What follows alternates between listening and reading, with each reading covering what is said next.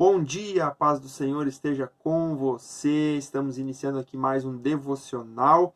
Eu sou Wagner Ismael Lemes e nós estamos juntos estudando o livro de Provérbios, falando sobre prosperidade. Então, se você está aqui pela primeira vez, já te convido a se inscrever no canal, ativar o sininho das notificações para receber os vídeos sempre que eu postar.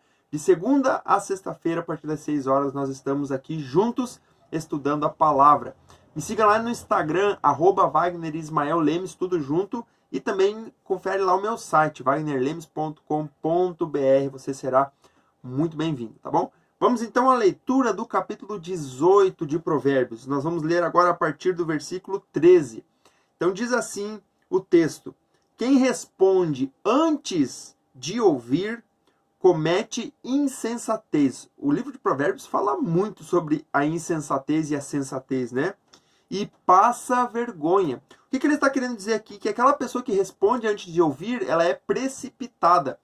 Ela já tem uma resposta pronta, mas ela nem ouviu ainda a pergunta. Ou para uma determinada situação, ela tem uma resposta. Mas nem sempre essa pessoa tem a resposta correta. E muitas vezes ele acaba passando por vergonhas desnecessárias. Você dá uma resposta antes de ouvir primeiro o motivo da situação estar acontecendo, ou ouvir a pergunta, você pode passar vergonha, porque é desnecessário muitas vezes. O espírito do homem o sustenta na doença. Aqui ele está falando na questão do estado de espírito, né? Se ele está com um estado de espírito bom, ele vai ser sustentado no momento da dificuldade, da doença. Mas se o espírito está deprimido, quem o levantará? Então aqui traz para nós a ideia de que nós somos responsáveis pela nossa condição, pelo nosso estado de espírito. Se nós mantemos um estado de espírito bom, nós vamos passar pela adversidade, pela situação difícil de cabeça erguida. Pela doença, pela enfermidade, nós vamos passar por tudo isso de cabeça erguida. Mas se nós estamos com um espírito oprimido, aí justamente quem vai nos ajudar? Não há quem possa nos ajudar, porque nós somos responsáveis pelas nossas ações e decisões. O coração que tem do que tem discernimento adquire conhecimento. Os ouvidos dos sábios saem à sua procura. Então ele está falando aqui de discernimento. O que é discernimento? Discernimento é você saber interpretar as situações conforme ela realmente é. Então você saber ou você discernir algo é você entender o que está acontecendo naquela situação. Você discernir é, por exemplo, se você tem duas situações, né, acontecendo ali, você discerne qual é uma situação boa e qual é uma situação ruim. Então esse discernimento, ele é procurado por aqueles que são sábios. O homem, o coração do que tem discernimento adquire conhecimento. Por quê? Porque você obtém discernimento através do conhecimento.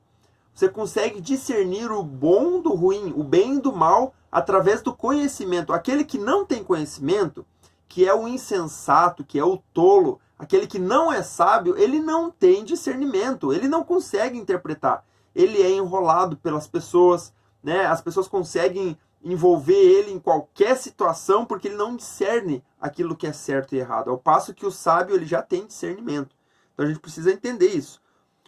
Versículo 16. O presente abre o caminho para aquele que o entrega e o conduz à presença dos grandes. Ele está falando aqui de um presente, né? Então quando você vai até uma pessoa e você leva um presente, você automaticamente já abre um caminho no coração daquela pessoa. Então, o presente ele é algo que é muito utilizado, principalmente se você for ver na Bíblia, quando um rei visitava outro, ele sempre levava presentes. Por quê? Porque o presente ele abre o caminho, conforme diz aqui, na presença dos grandes. Numa tradução, acho que da Viva ou da NTLH, ele fala sobre esse presente como sendo um suborno, né? Que o suborno ele é mágico, se eu não estou enganado, deixa eu até dar uma olhada aqui.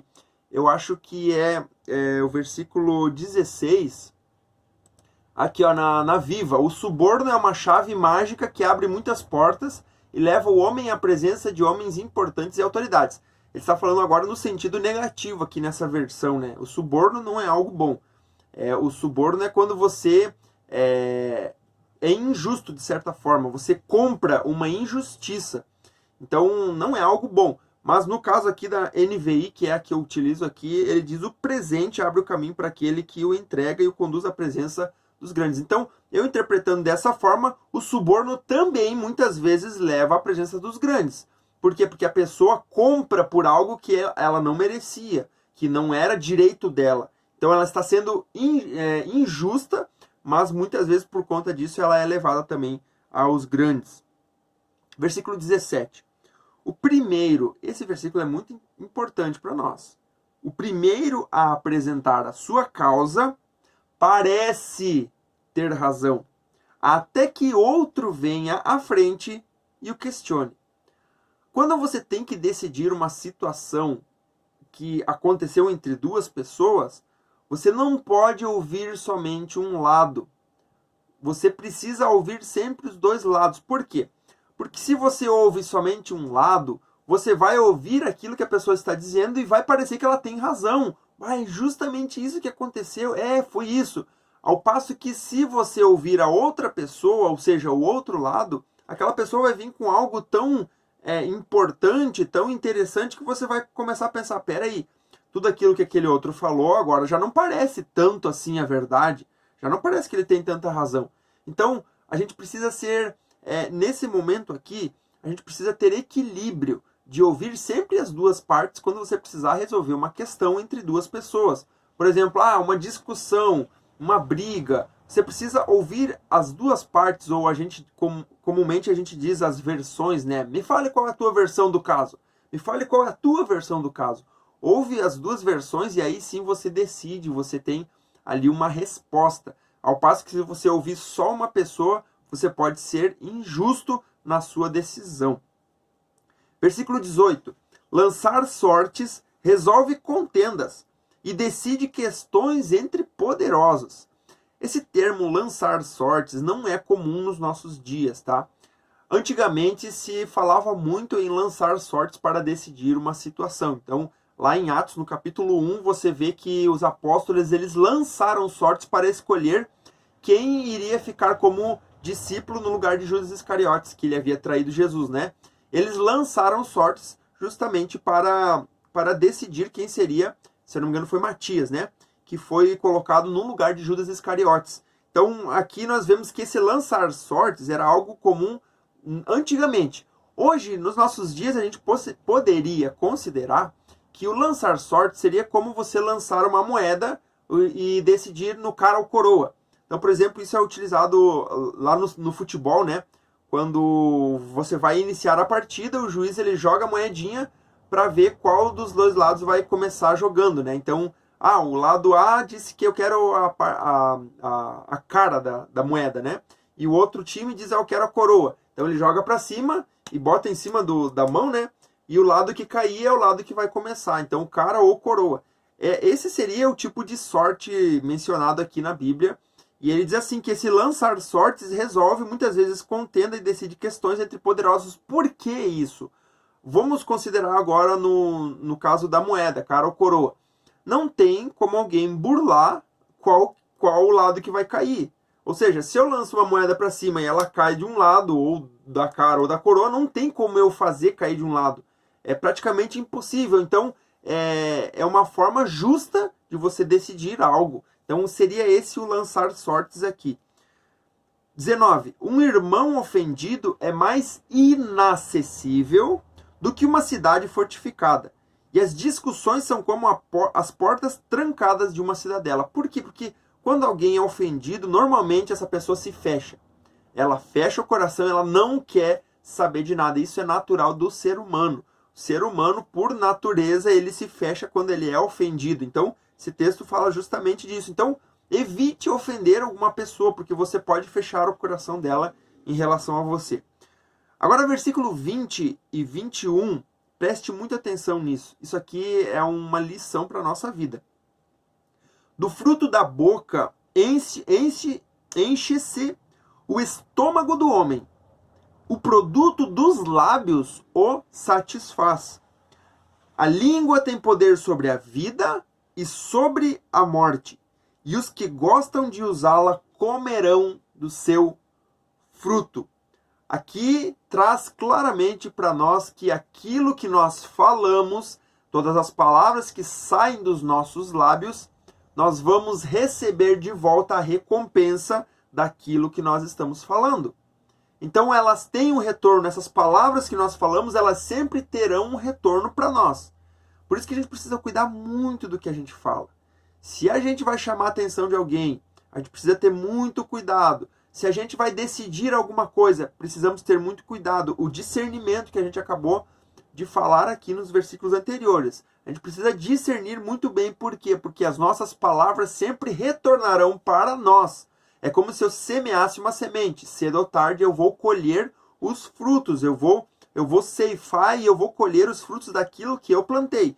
E ele está falando aqui que a língua tem poder sobre a vida e sobre a morte. E os que gostam de usá-la, ou seja, aquelas pessoas que gostam de ficar falando, elas comerão do seu fruto. A gente leu em alguns devocionais atrás que no muito falar há pecado. Ou seja, na multidão de palavras há pecado. Por quê?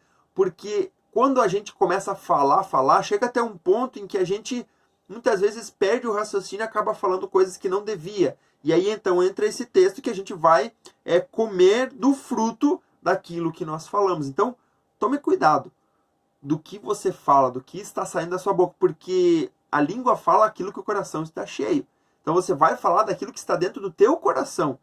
Muito cuidado, porque isso pode voltar para você. Se você abençoa a vida das pessoas, você está semeando bênção, você vai colher bênção para você. Se você está semeando maldição, falando mal dos outros, você vai colher isso também. Vão falar mal de você e você vai receber maldição. Então, muito cuidado com as suas palavras.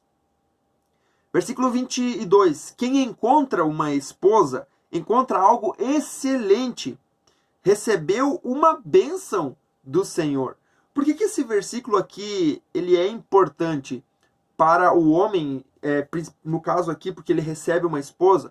Porque lá em Gênesis capítulo 2, versículo 18, Deus disse, não é bom que o homem viva só, far-lhe-ei uma companheira. E aqui ele está falando que o homem que encontra uma esposa encontra algo excelente. Deus fez o casamento, Deus criou o casamento, então ele fez uma mulher para o homem. Então quando o homem encontra essa mulher, essa esposa, aqui diz que ele recebeu uma bênção do Senhor. Então uma esposa é uma bênção do Senhor. Valorize a tua esposa, você que é homem está me assistindo aí nessa manhã. Versículo 23. O pobre implora misericórdia, mas o rico responde com aspereza.